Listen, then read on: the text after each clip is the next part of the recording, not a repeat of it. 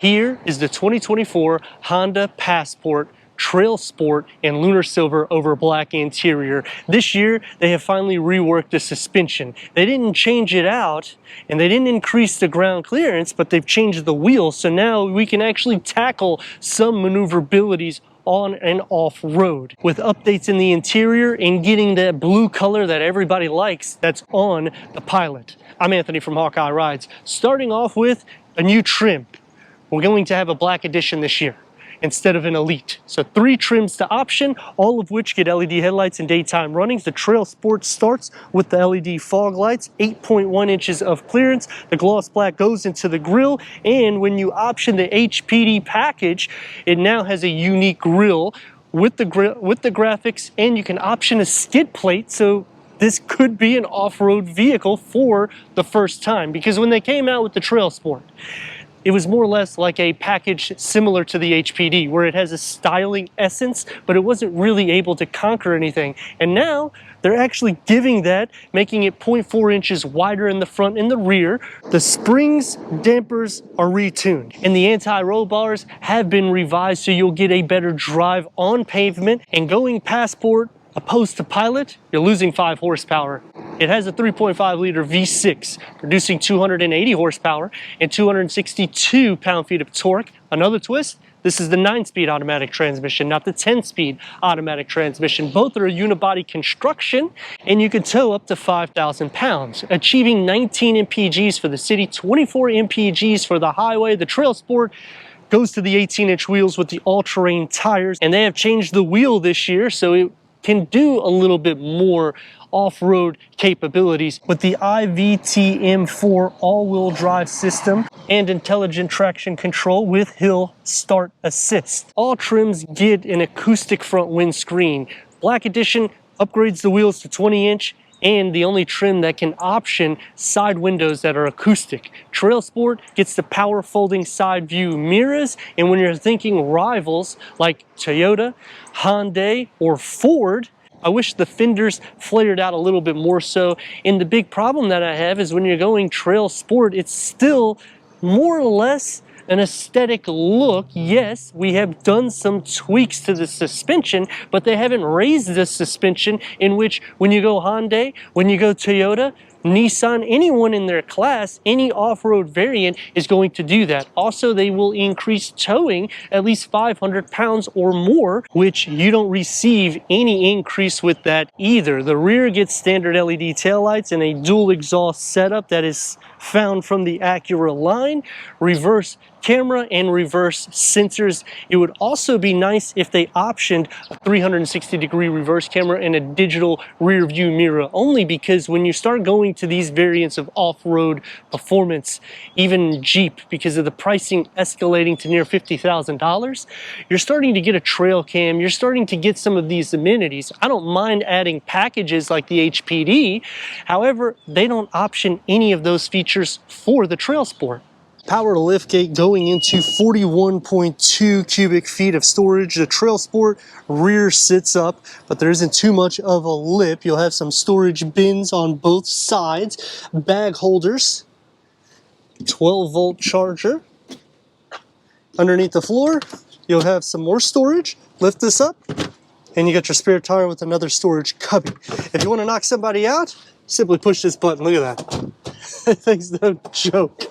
That's going to max cargo to 77.7 cubic feet.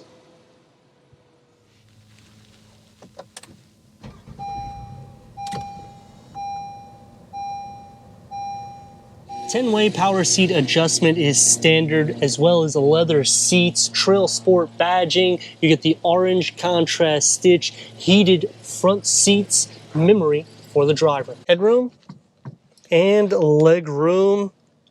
The big change starts with this center cluster, which we'll get to in just a second.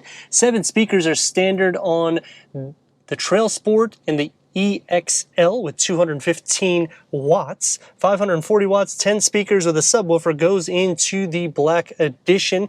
8-inch infotainment is also standard with Apple CarPlay, Android Auto, Sirius XM, AM, FM, HD radio. Sat nav starts on this trim. Wi-Fi hotspot goes into the black edition. Put it into reverse, and you get a reverse camera with a trajectory that expands out.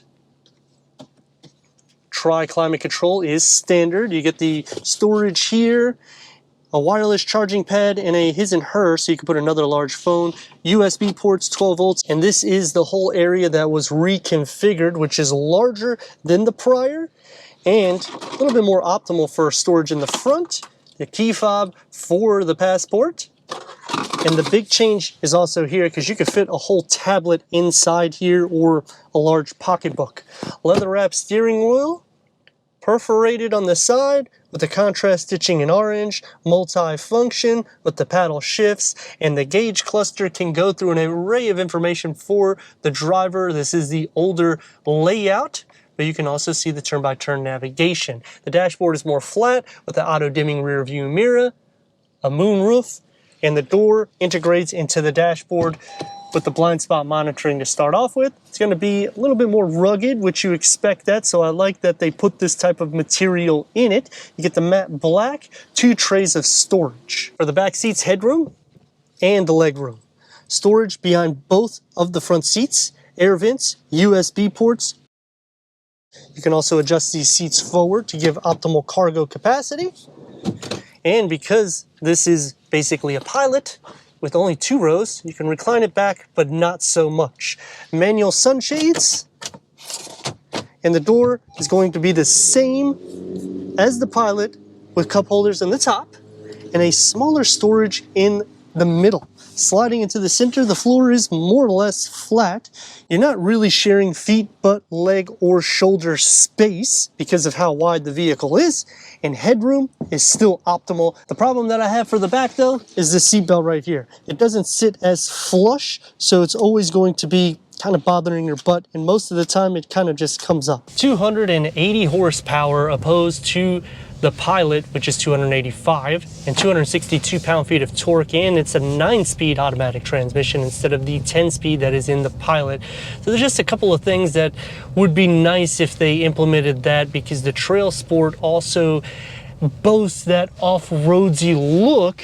I like that they have revised the suspension so it's a little bit more worthy and changed the wheel, but it would be nice if they lifted and gave it a little bit more towing capabilities, maybe more payload.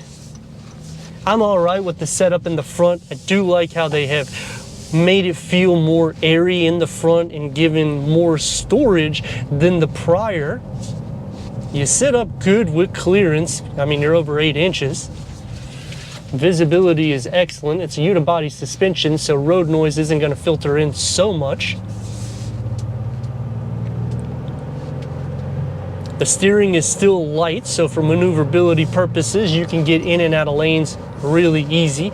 It doesn't feel so long, but it does feel very wide, and that's going to take me to my pros and cons, in which you're getting a lot of value. Standard leather seats, power seat adjustment for the driver, tri-climate control, wireless charger. It feels more wide and open than anybody in its class. You feel like you're sitting higher than 8 inches of clearance. So if you're thinking Toyota, you may want to look into this because you're getting that optimal space, especially because the center cluster has been tweaked and the suspension feels a little bit more forgiving. With these all-terrain tires, you don't feel it as much. Going to some cons, like I was saying on the exterior, no increase of towing, no increase of payload, no increase of ground clearance.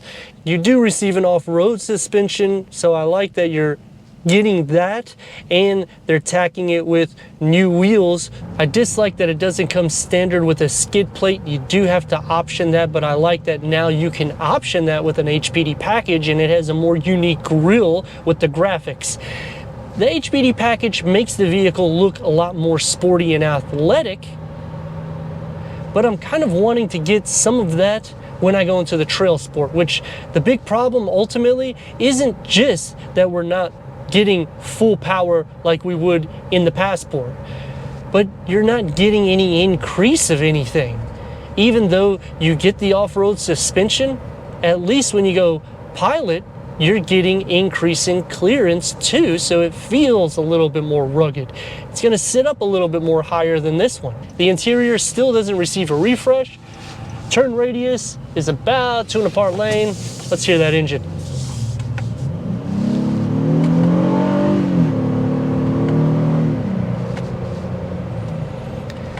The big pro though is you're getting a V6, which there's no turbocharge, it's naturally aspirated. It's a little bit more solid for service perspective and longevity. I would like to see the 10-speed automatic transmission implemented also, because you get a little bit more optimal on the MPGs. I like the intelligent 4-wheel drive system, and the seats are comfortable. It feels like a Pilot, which it should, because it's the same platform, same vehicle, except you're losing the third row seat and that lifted suspension. And going against Nissan and Hyundai, both of those are going to tow more than this. It feels very truck-like for the drive, even though it's a unibody construction. So it has that similar feel to the Ridgeline. And another con is the way the infotainment screen is positioned. It's more so towards the windshield, so it can get some glare from the gloss black, and it just feels further away from the driver. In the gauge cluster, even when this was new, it just seems a little bit too much. They could have simplified it to make it look a little bit more unique, instead of putting the RPM and your miles per hour so big. Maybe just keep it simple, but it's still smooth and quiet. And when you're thinking an off-road variant, typically you're going to be spending more than $50,000. You're going to hear a lot more of the exterior road noise, and it's not going to be as pleasant of a drive as this.